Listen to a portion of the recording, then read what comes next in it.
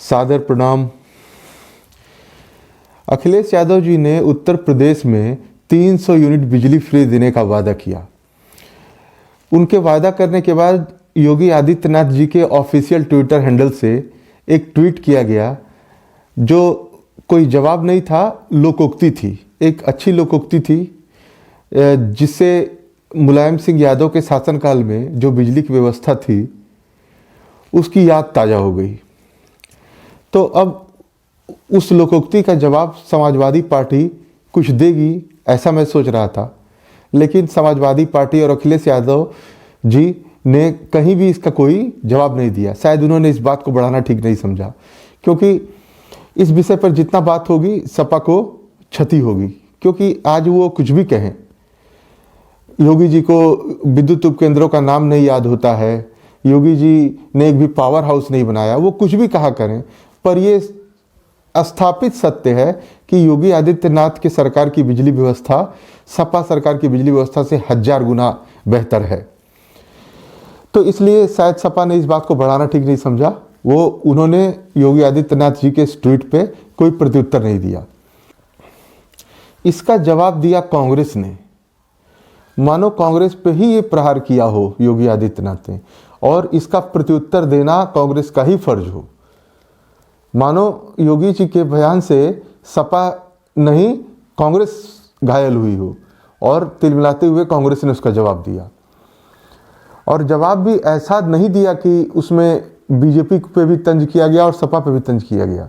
जवाब सिर्फ बीजेपी को दिया गया, और ऐसा करने कांग्रेस के ऐसा करते ही मुझे पश्चिम बंगाल और दिल्ली के चुनाव याद आ गए। अखिलेश यादव जी के बचाव में कांग्रेस का भाजपा पे प्रहार देख के ये आशंका हुआ मुझे कि कहीं ऐसा तो नहीं कि उत्तर प्रदेश में भी कांग्रेस चुनाव मैदान में उतरी, अपने प्रत्याशियों की सूची जारी की, अपने घोषणा पत्र जारी किए, उसके बाद जिस दिन मतदान होना शुरू हो उस दिन उनके विधायक खड़े होकर अपने वोट ट्रांसफ़र कराएं सपा में। इसकी बहुत संभावना मुझे लगने लगी। तभी आज सवेरे एक टेलीविज़न चैनल पर देखा कि प्रियंका गांधी ने अखिलेश यादव का किसी भी तरह से समर्थन करने में, प्रियंका गांधी को अखिलेश यादव का किसी तरह से समर्थन करने में कोई परहेज नहीं है। आवश्यकता पड़ने पर अखिलेश जी के समर्थन में आ सकती हैं। हालांकि उनका प्रत्यक्ष कहना ये था कि अगर सत्ता से कुछ दूरी हुई और इनके पास कुछ भी हुआ, कुछ भी सीट हुई, तो ये समर्थन देंगी सपा को। लेकिन ये तो मीडिया में कहने की बात है। मुझे तो लगता है कि वो सब तो बहुत दूर की बात है। मतदान के दिन ही कांग्रेस के विधायक खड़े होकर अपना वोट सपा को ट्रांसफ़र कराएंगे। अब इसकी बहुत ज़्यादा संभावना दिख रही है, क्योंकि कांग्रेस की प्रियंका गांधी ने चुनाव में अपने पहले के किए गए मेहनत से, परिश्रमों से ज़्यादा परिश्रम किया।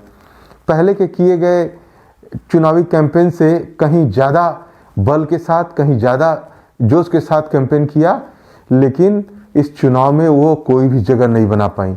अब तक कहीं भी कांग्रेस की कोई भी चर्चा नहीं है, चाहे वो कितने बड़े बड़े वादे करें, कितने भी आकर्षक वादे करें, पर चुनाव में कांग्रेस कोई स्थान पाती नहीं दिख रही है। पहला दूसरा तो दूर की बात, तीसरा चौथा पांचवा कौन सा स्थान मिलेगा अभी इसका आकलन बहुत ही मुश्किल है। कांग्रेस को इस बात की बिल्कुल चिंता नहीं है कि राज्यों में उसका वजूद बचेगा या मिटेगा। बंगाल में उसने अपना वजूद मिटाकर टीएमसी को जिताया, दिल्ली में अपना वजूद मिटाकर आम आदमी पार्टी को जिताया, उत्तर प्रदेश में भी उसके अंदर अगर ऐसा कोई इरादा है तो कोई हैरानी की बात नहीं है। और समाजवादी कांग्रेस पार्टी राज्यों से मिटती जा रही है, लेकिन फिर भी ऐसा करने में उसको कोई हिचक क्यों नहीं है? क्योंकि कांग्रेस को पता है कि भारत के अलग अलग राज्यों में जो लोग सरकार बना रहे हैं या जो मोदी को टक्कर दे रहे हैं, भाजपा को टक्कर दे रहे हैं, उनमें कोई भी ऐसा नेता नहीं है जो राष्ट्रीय फलक पर आ पाए। उसमें कोई ऐसा नेता नहीं है जो अपने जातीय राजनीति, परिवारवाद की सीमाओं को लांघकर राष्ट्र का नेता बन सके। इसलिए कांग्रेस को अपने वजूद का कोई खतरा नहीं है। अपने वजूद मिटने का कोई खतरा नहीं है। यद्यपि वो राज्य हारने को तैयार है, किंतु उसको इस समय अपने वजूद बचाए रखने का एक ही मात्र उपाय दिखता है कि पहले बीजेपी को समाप्त करो, उसके बाद हम अपनी वापसी करेंगे। आज वो अपनी वापसी करने में कोई उसको रुचि नहीं है, बस उसको इसी में रुचि है कि बीजेपी का सफाया हो, हर राज्य में हो और केंद्र में हो। तो अब इस बात को आप मानकर चलिए कि बहुत हद तक संभावित है, बहुत ज़्यादा इसकी संभावना है कि उत्तर प्रदेश के चुनाव में कांग्रेस अपने वोट सपा को ट्रांसफर करा सकती है। सादर प्रणाम।